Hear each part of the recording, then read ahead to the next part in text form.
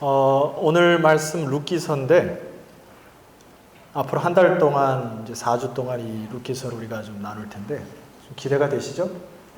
네, 저는 일전에 그 새벽에 이 룻기서를 한번 묵상을 하고 굉장히 은혜를 받았고 다시 이 말씀을 묵상하는데 굉장히 또 은혜를 받았어요. 그래서 오늘 좀 피곤하고 하니까 엑기스만 전하도록 하겠습니다. 그래서 반응이 없으니까 끝까지 충실하게 아주 FM적으로 한 토시 한 토시 다 정확히 여러분에게 전하도록 하겠습니다. 기대되죠? 예.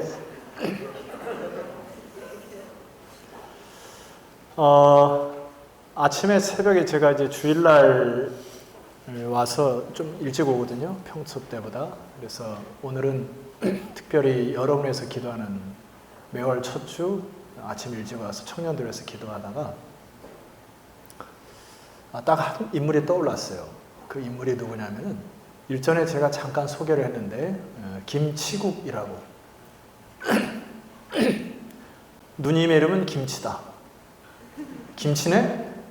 나는 김치국. 뭐 이런 이분이 제가 좀 마음이 빼앗겨서 여러 가지 찾아보고 동영상을 봤더니 버클리 음대 지금 교수입니다. 시각장애인인데 버클리 음대 교수로 재직을 하시는데 그분이 미국에서 공부할 수 있었던 이유 중에 한 가지가 뭐였냐면은 그의 담당 지도교수와 대화를 하면서 미국이 조금 장애에 대한 편견이 이렇게 와이드하다 이런 얘기예요.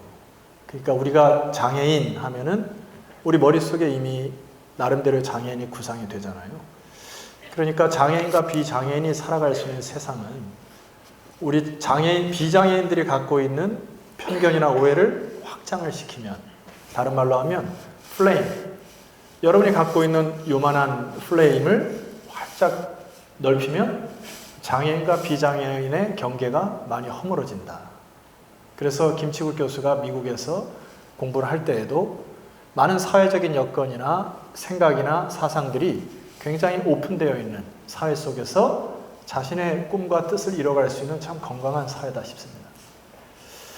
우리가 막연하게 미국을 동경한다거나 막연하게 미국을 거부해서는 안 됩니다. 왜냐하면 미국은 청교도 정신으로 서 있는 나라예요. 지금 이제 T 모시기 리더가 조금 이렇게 천방지축으로 하고 있지만 사실 사회 전반 근간에는 청교도적인 신앙인들이 많이 있어요. 그래서 우리가 배울 것은 배워야 되겠죠. 자, 여기 제가 여러분에게 말한 이 플레임 말이에요.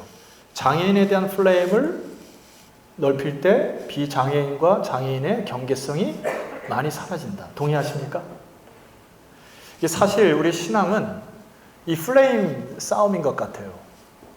제가 오늘 룻기서를 통해서 여러분에게 그 적절한 그 플레임에 대한 부분을 좀 얘기할 텐데, 자, 1절 보면은 이렇게 기록되어 있어요. 사사들이 치리하던 때에 그 땅에 흉년이 드니라 유다 베들레헴의 한 사람이 그의 아내와 두 아들을 데리고 모압 지방에서 거류하였다. 자, 그냥 단순히 읽으면 뭐 당연히 그럴 수 있겠다 생각돼요. 왜냐면 흉년이 왔고 그 흉년을 피해서 먹을 것을 찾으러 갔어요. 자, 이것은 그냥 일반적인 세상 사람들이나 혹은 여러분들도 보면 단순히 그럴 수 있겠네 이렇게 생각하지만 그것은 잘못된 프레임입니다. 성경은 그것을 지적하는 거예요. 제가 오늘 여러분들이 갖고 있는 프레임들을 좀 깨고 저도 깨고 조금 이 부분을 나누고자 하는데 괜찮겠죠? 예. 왜 이제 이게 문제가 되냐면은 이 룻기의 저자는 작자 미상입니다. 누군지 정확히 몰라요, 우리가. 그러나 이 저자의 의도가 있어요. 여러분 사랑의 편지를 쓸 때 내가 어떤 단어를 심도 있게 쓰겠죠. 내가 언제 몇 월 당신이 나를 위해서 뭘 해줬고 내가 당신을 위해서. 그래서 아내가 좋은 추억이 많아요. 저한테는. 제가 시기적절하게 하고 있기 때문에. 그래서 아내는 저를 사랑해요. 때로 내가 시인이 되었다는 거 믿기지 않으시죠? 연애할 때 시인이 돼요. 제 기억상으로 17편의 시가 소장되어 있습니다. 믿거나 말거나. 자, 편지를 쓰거나 우리가 글을 쓸 때 정확하게 그 의도가 있죠. 2절을 보면 이 룻기 저자의 의도를 발견할 수 있는데 등장인물이 나오죠. 자, 엘리멜렉이라고 하는 남자와 나옴이라는 여자를 등단을 시키는데 그냥 한 남자 여자를 소개하는 게 아니라 정확하게 소개를 하죠. 뭐 때문에 의도가 있다는 것입니다. 자, 엘리멜렉이라는 이름의 뜻은 한번 따라합시다. 하나님은 왕이시다. 이 멜렉이라고 하는 단어가 왕이라는 뜻이고 엘이라는 뜻이 하나님이에요. 하나님은 왕이시다. 나오미라는 뜻은 기쁨, 환희, 즐거움 이런 뜻이에요. 자, 우리가 자녀들의 이름을 지을 때 막 짓지 않아요. 저는 어렸을 때 제 이름을 보고 부모님이 막 졌다 생각했어요. 제 이름은 용용자의 클석자입니다. 용이 크는 거고 우리 형은 봉황봉자의 클석자예요. 죄송합니다. 저는 봉자가 들어가면 좀 웃겨요. 봉석이가 뭐예요? 봉석이가. 용석이가 훨씬 낫죠. 근데 우리 아버지가 유교적인 백그라운드를 가지고 너는 용처럼 컸으면 좋겠고 우리 형은 봉황처럼 컸으면 좋겠다. 그러니까 지극히 세상적인 이름이죠. 그래서 저는 일전에도 말씀드렸습니다만은 요한계시록을 볼 때마다 오! 바다에 용이 나오는 거야. 그 적그리스도가 나였어. 어렸을 때. 청소년, 내가 중학교 3학년 때 주님을 인격적으로 만나기 전까지는 요한계시록 근처도 못 갔습니다. 나 언제 지나면 나 적그리스도가 될 거야. 막 이렇게 나 혼자 소심하게 그랬던 때가 있어요. 제가 신앙을 갖고서 우리 아이들의 이름을 그렇게 안 짓겠죠. 그러겠죠. 그래서 여기 엘리멜렉이라는 나옴이라는 이름도 이미 그때 당시에 많은 믿음의 신앙의 선진들이 자기의 신앙의 증거를 담아다 지은 이름입니다. 엘리멜렉이 뭐라고요? 하나님은 왕이시다. 이게 예사로운 이름이 아니에요. 나옴이 기쁨, 환희. 그런데 문제는 이 하나님의 사람들이 흉년이 들어 아무 생각 없이 그 땅을 떠나 모압 땅에 갔다는 이유, 잘못된 겁니다. 세계관이 틀린 거예요. 이때 당시에 세계관은 어떤 세계관이냐면 잘 들으세요. 여러분도 그럴 가능성이 있습니다. 이때 당시에는 지역신의 개념이 있었어요. 예를 들어서 경상도를 다스리는 영, 전라도를 다스리는 영, 충청도를 다스리는 영, 강원도를 다스리는 영, 지역신들이 다 있어요. 제주도 가면 누가 지킵니까? 우리나라는. 하루방이 지켜요. 우리도 다 그런 게 있어요. 그래서 제주도에 사는데 갑자기 흉년 들고 망했어. 그럼 하루방신이 노한 거야. 그러니까 다른 지역에 가서 더 잘 살면 돼. 지금 그 생각이거든요. 여기 하나님의 사람 엘리멜렉과 나오맥이 너무 단순하게 생각해서 모압 땅으로 간 게 잘못이었습니다. 왜냐하면 모압이라는 땅 아십니까? 갈릴리 저를 보세요. 딴 데 보면은 본인이 모압 땅에 가 있기 때문에 잘 보셔야 돼. 이스라엘 지도 보면 맨 위에 갈릴리 바다가 있습니다. 그리고 요단강이 흘러요. 그리고 밑에 뭐가 있죠? 한번 갑시다. 사해. 사해를 가면 지금 가나안 땅에서 모압 땅이 이 요단 땅을 건너 있어요. 근데 이 땅은 이방 땅입니다. 여호수아나 신명기에 보면 너희들은 그 땅에 들어가거든 이방 여인들과 자폰하지 말아라 명령을 하셨습니다. 이유가 한 가지 있어요. 너희들의 정체성을 잃어버릴 것이다. 민족의 정통을 세우기 위하여 당분간 나중에는 이제 하지만은 그 땅에 들어가서는 통혼을 금지하는 것이 제가 시간상 다 안 찾아보려고 그래요. 오늘 내가 엑기스만 전한다고 했죠. 모압 땅으로 가버린 겁니다. 자, 지금 흉년이 왔을 때 단순히 밥 빌어먹고 잘 살기 위해서 모압 땅으로 이동한 자체는 세계관이 틀려먹은 겁니다. 흉년이 왔을 때 어떻게 해야 될까요? 하나님의 백성들은. 자, 여러분 인생에 고난이 왔을 때 어떻게 됩니까? 직장 생활을 당하다가 고통을 당하거나 혹은 남모르는 아픔 속에 혹은 질병의 고통 속에서 어떻게 해야 됩니까? 무조건 세상 방식으로 돈 더 많이 준 대로 옮겨야 됩니까? 직장 생활 속에서? 아니죠. 왜 이 고통이, 왜 이 어려움이 나의 삶에 있는가? 왜 이것이 찾아왔는가? 씨름해야 되는 거예요. 그래서 이 세계를 바라볼 때, 이 세상을 바라볼 때 내 세계관이 옳은가? 내 뜻이 맞는가? 자, 여기에 엘리멜렉과 나오미가 모압 땅으로 이동하기 전에 뭐 했어야 됐어요? 하나님, 이 땅에 왜 흉년을 보내셨습니까? 하나님, 왜 이 고통을 허락하셨습니까? 씨름해야죠. 그래서 하나님의 뜻, 하나님의 세계관이 나의 세계관의 틀을 확장시키거나 높여버리거나 아니면 바꿔버리는 역사가 있어야 될 줄 믿습니다. 우리 청년들이 삶 속의 현장 속에 바로 그것들을 경험하셔야 돼요.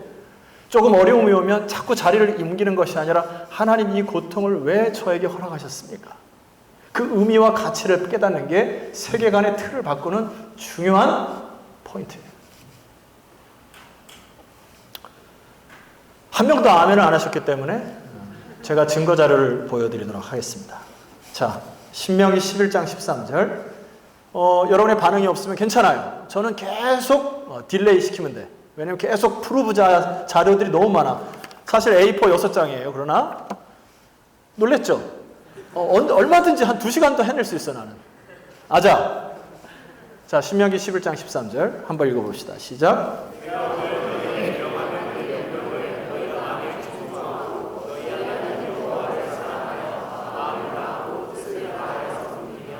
14절. 여호와께서 너희의 땅에 이른 비 늦은 비를 적당한 때 내리시니 너희가 곡식과 포도주와 기름을 얻을 것이요. 15절. 또 가축을 위하여 들에 풀이 나게 하시리니 내가 먹고 배부를 것이니라. 자, 16절을 아주 주의 깊게 읽어야 합니다.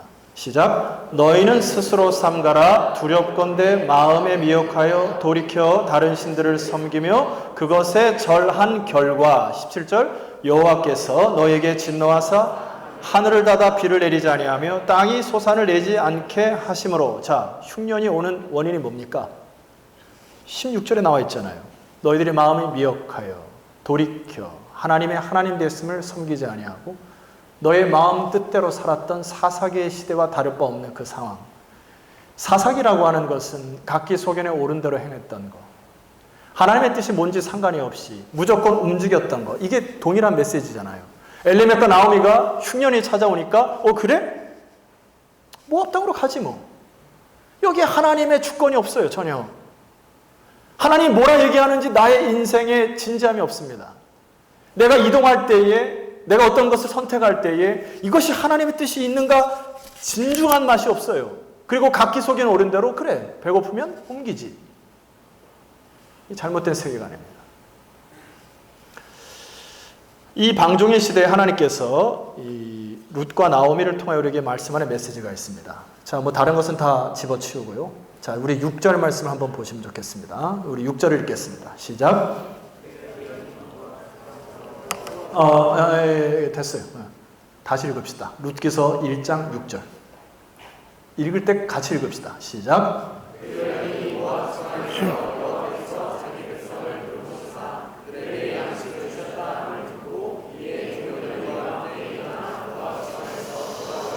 자, 저는 이 룻기서 1장 6절을 통해서 여러분이 은혜 받지 않으면 안 넘어갈 작정이에요. 왜냐하면 제가 은혜를 받고 제가 갖고 있는 은혜를 여러분에게 좀 나누고 싶은 마음이 간절합니다. 여기에 지금 세계관의 변화가 있어요. 뭐가 변화가 있을까요? 이 말씀을 보면 저자의 의도가 10분 담겨 있습니다. 그냥 이래도 되잖아요. 자, 그 여인이 모압 지방에서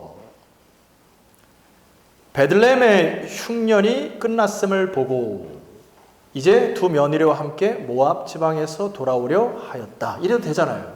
무슨 문제 있어요? 문제 있는 사람? 없어요. 흉년이 끝났으므로 그냥 돌아가자 이러면 돼요. 근데 여기 저자의 의도가 담겨 있습니다. 그게 뭘까요? 자, 보세요. 그 여인이 모압 지방에서 여호와께서 자기 백성을 돌보시사. 지금 룻이라는 인물을 연상을 하고 나옴이라는 인물을 보고 그 다음에 베들레헴에 있는 사람들을 제3자의 입장에서 객관적으로 보기 시작하는 겁니다. 저자는.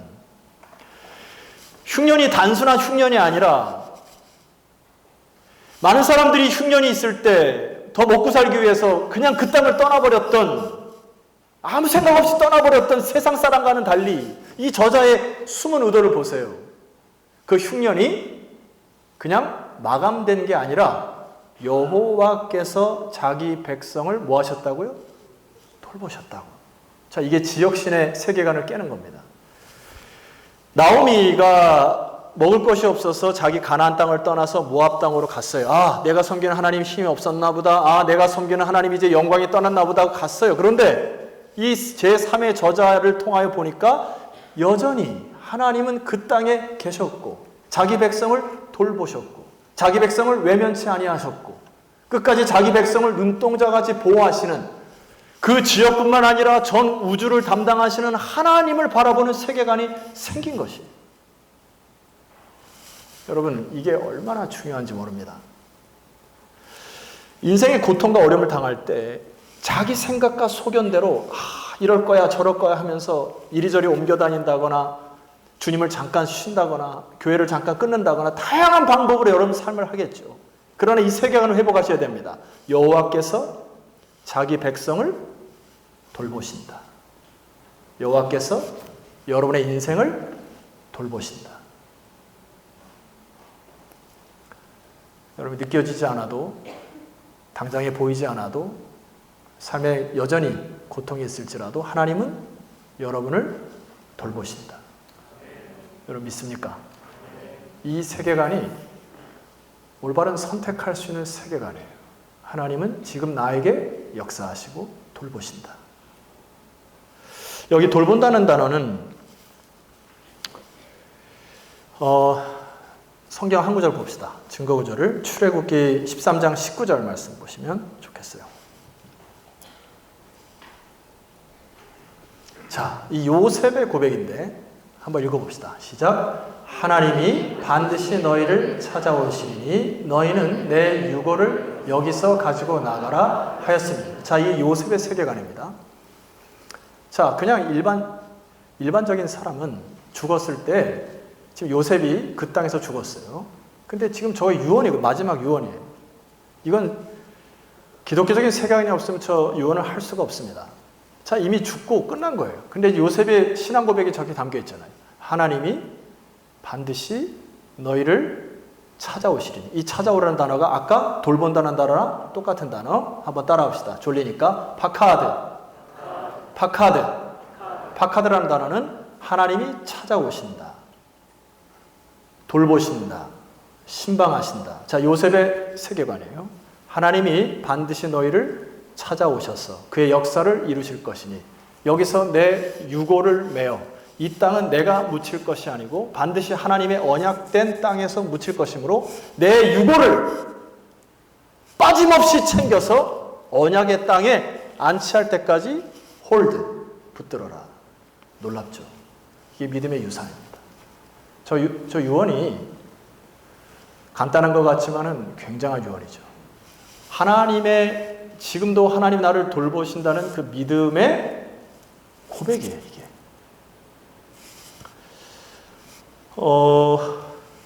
별로 신통치 않은 반응이어서 증거구절 하나 더 대도록 하겠습니다.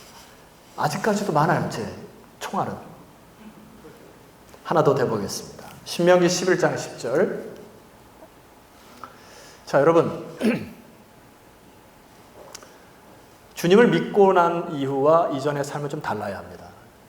그러니까 삶이 달라져야 될 뿐만 아니라 세계관도 달라져야 돼요. 자, 그 중에 제가 영국에서 제 신학 석사의 그 텍스트가 바로 이 신명기거든요. 그래서 이 신명기를 통해서 무수하게 전할 말이 많은데 제가 가장 큰 은혜 받은 것 중에 하나를 여러분에게 선사를 하려고 합니다. 기대되죠? 예. 억지로 대소할 거 아니지?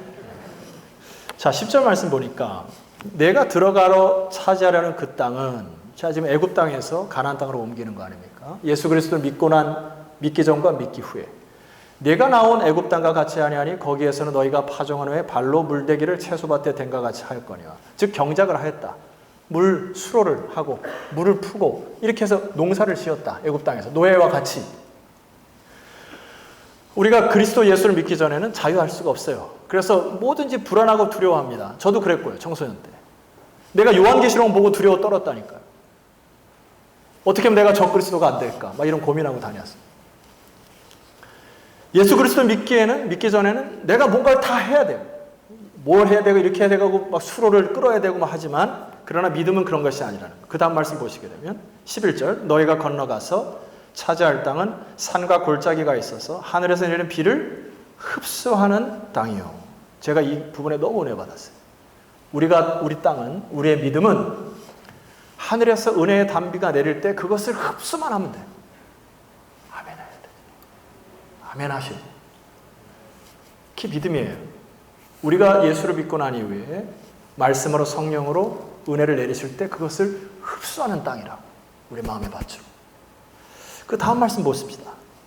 내 하나님 여호와께서 돌봐주시는 땅이라 연초부터 연말까지. 자, 우리 큰 소리를 읽으셔야 합니다. 큰 소리를 안 읽으면 저 설교 5분 딜레이. 자, 시작. 다시 한번. 자, 이 말씀은 하나님이 언약의 땅에 들어가기 전에 백성들에게 약속한 메시지예요. 내 하나님 여호와의 눈이 항상 너 위에 있을 것이니 너는 마음의 문을 활짝 열고 하늘에서 내리는 은혜의 단비를 경험하여 내가 이 농작물을 키우는 것을 보라는 거예요.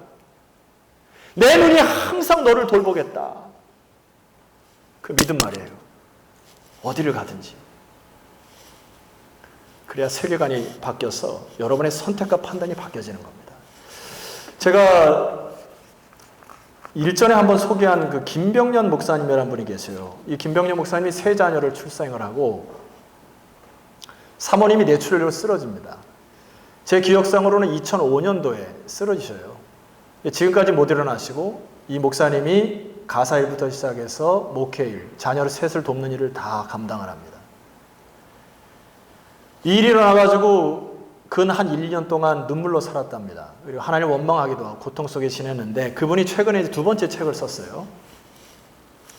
그 안에 놀라운 내용이 하나 담겨 있습니다. 들어보고 싶죠? 네, 했으니까 하는 거야. 가끔씩 내 삶이 광야에서 살아가는 한 가족의 삶을 생생하게 찍은 한 편의 영화 같다고 느껴질 때가 있다. 감독은 삼위 하나님, 주연 배우 김병년, 서주연 부부와 아이들 윤영이, 윤서, 윤지, 그리고 수많은 조연들. 스펙타클한 이 영화의 결말을 얼른 보고 싶은 마음이 간절하다.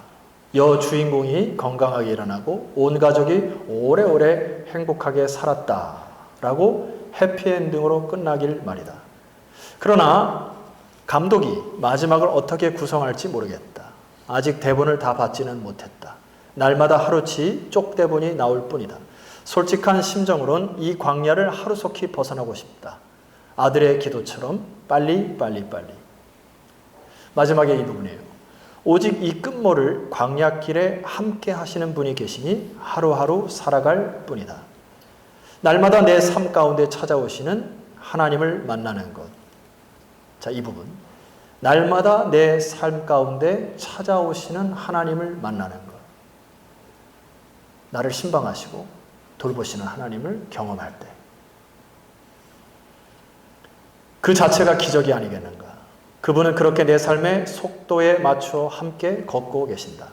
내가 내 자녀들과 아내의 삶의 속도에 맞춘 것처럼 천천히 느린 걸음으로 하나님의 찾아오심 신방하심을 경험한 이 목사님은 지금도 많은 일들을 감당을 하고 많은 영혼들을 구원해내는 사역을 감당을 합니다. 중요한 것은 세계관이에요. 지금 나의 삶에 하나님이 돌보고 계신다. 믿습니까? 하나님의 눈이 내 위에 항상 위에 있다. 그 믿음의 자세가 있을 때만이 모압 땅으로 함부로 가지 아니하는 것이죠. 자, 그렇지만 우리는 늘 실수를 하죠. 우리가 이제 제가 마지막으로 여러분과 함께 좀 나누고 될 것은 여기 나오미와 룻의 자세를 좀 회복하게 하는 바람입니다. 자, 6절을 다시 한번 봅시다. 그 여인이 모압 지방에서 여호와께서 자기 백성을 돌보시사 그들에게 양식을 주셨다 함을 들었어요. 자, 이 들음과 동시에 뭐가 일어납니까? 자기가 갖고 있는 세계관의 변형이 일어나기 시작하는 것이. 아, 그 땅에도 하나님이 아직 살아계셨고 하나님이 그 땅을 포기하지 않으셨구나. 하나님이 우리를 떠난 게 아니라 내가 하나님을 떠나 이 생고생을 하고 수많은 어려움을 당했구나. 세계관의 변화입니다. 자, 그 다음 하나님이 깨달음을 주셨을 때 여러분이 두 가지를 하셔야 돼요. 첫 번째, 그 다음 말씀 보니까 이에 두 며느리와 함께 뭐 했다 했습니까? 일어났다. 그리고 모압 지방에서 돌아왔다. 자, 청년들 저를 집중해 주세요. 제가 다양한 연령대의 사람들을 신방해 보면은 사람들이 왜 이렇게 안 바뀔까? 속 터지는 일이 많이 있습니다. 왜 이렇게 성숙하지 않을까? 왜 그런지 아세요? 대다수 후회함으로 인생을 살아갑니다. 후회로 끝나요. 내가 그때 그랬으면 안 되고, 내가 이랬으면 어쩌고. 그리고 내 앞에서 울기도 해. 죄를 고백하다가, 목사님 잘못했어요. 다시는 그러지 않을게. 그 눈물을 흘렸는데, 그리고 그 다음에 보면 똑같은 길을 또 걷습니다. 그것을 후회라 해요. 아무리 눈물을 흘려도 삶은 변하지 않습니다. 여러분, 중요한 메시지 하나 드릴게요. 프란시스 셰퍼. 제가 셰퍼 박사를 좋아하는데 프란시스 셰퍼 박사의 책 내용의 가운데 보면 이런 내용이 있습니다. 동의하신 분 이거 듣고 동의하셔야 돼. 아니면 5분 더 딜레이 됩니다. 괜찮아요. 아직도 뭐 총알을 많아. 눈물 한 방울 없이도 할 수 있는 것이 회개입니다. 충격이네. 동의가 없었어. 다시 한번, 눈물 한 방울 없이도 할 수 있는 것이 회개입니다. 이 의미가 뭘까요? 회개는 말이에요, 돌이키는 거예요.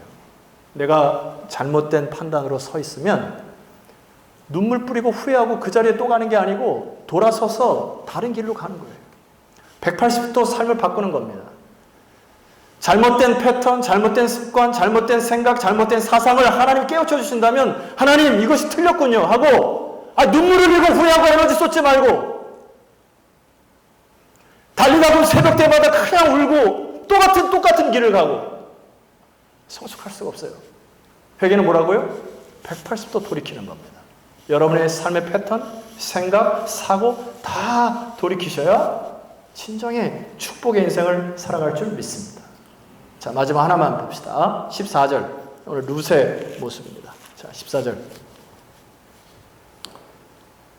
함께 읽겠습니다. 시작.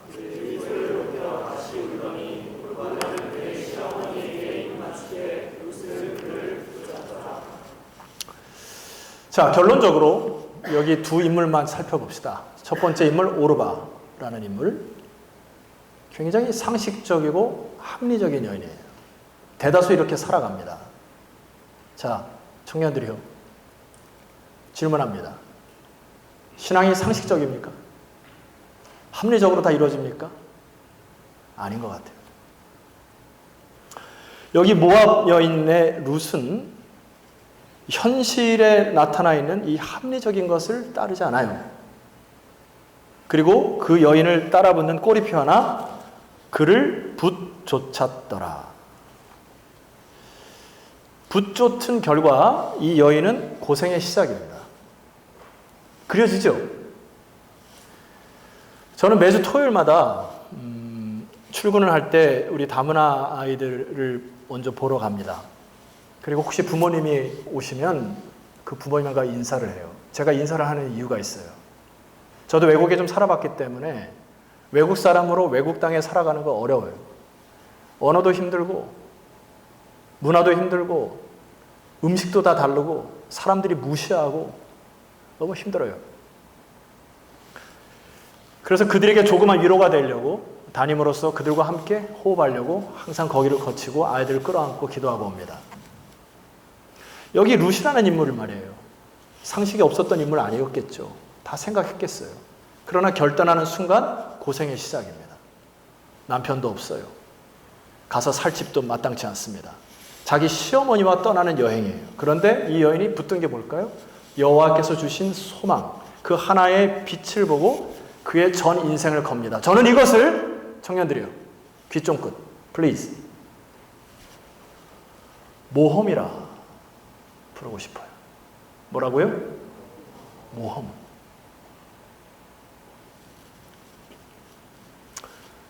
우리가 너무 상식적으로 살아요. 합리적으로. 그래서 먹을 게 없으면 하나님께 묻지도 않고 따지지 않고 모압 땅으로 가버리잖아요. 내가 직장 생활을 하거나 학교 생활을 하거나 혹은 사회의 수많은 관계 속에서 나의 삶의 주인이신 아버지 앞에 묻고 따지고 하나님의 사인을 받고 움직이는 진지함이 여러분에게 있냐 말이에요. 그냥 눈에 보이는 대로, 생각되는 대로, 이익이 있는 대로 쫓아가는 인생 아닌가? 그러나 믿음은 모험이에요. 왜? 아버지가 우리를 돌보시기 때문에. 이 붙쫓는 신앙 하나 잡고 나가니까 하나님이 그의 인생의 스토리를 쓰신다. 감격스럽지 않아요?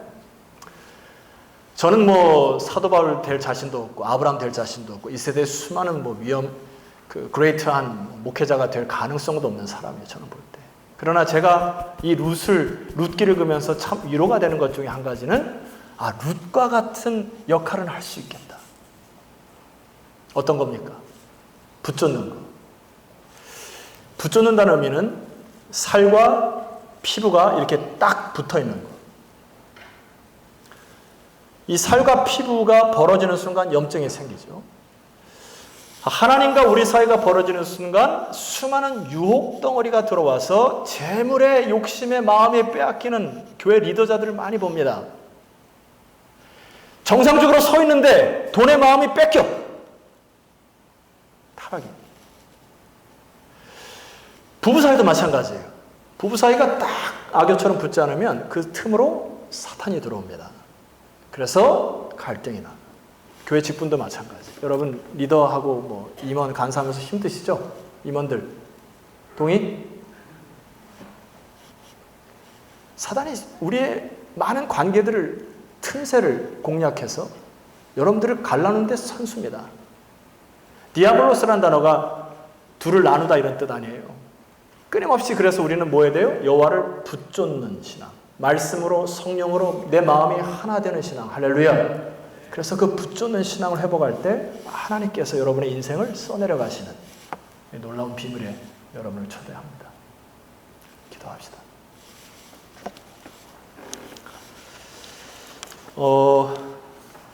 이런 기도했으면 좋겠어요. 여러분 각자 인생 속에 하나님의 사인 없이 동의 없이 했던 많은 일들이 있을 겁니다. 그리고 남이 모르는 죄악의 구렁텅이에 혹은 잘못된 길에 서 있는 지체도 많이 있을 거예요. 결단해야죠. 이에 일어나. 할렐루야. 죄악된 자리, 오만한 자리, 교만한 자리, 열정이 없는 자리, 거기에서 일어나 돌이켜 하나님 앞에 회개하여 다시 여호와의 백성으로 하나님이 허락하신 그 아름다운 땅에서 하나님을 경배하는 그 원래의 자리로 돌아오는 것, 이것이 축복임을 기억하시고 이 시간에 하나님 깨우쳐 주시옵소서. 그리고 돌이키게 하옵소서. 우리 함께 기도하며 나가도록 하겠습니다. 기도합시다.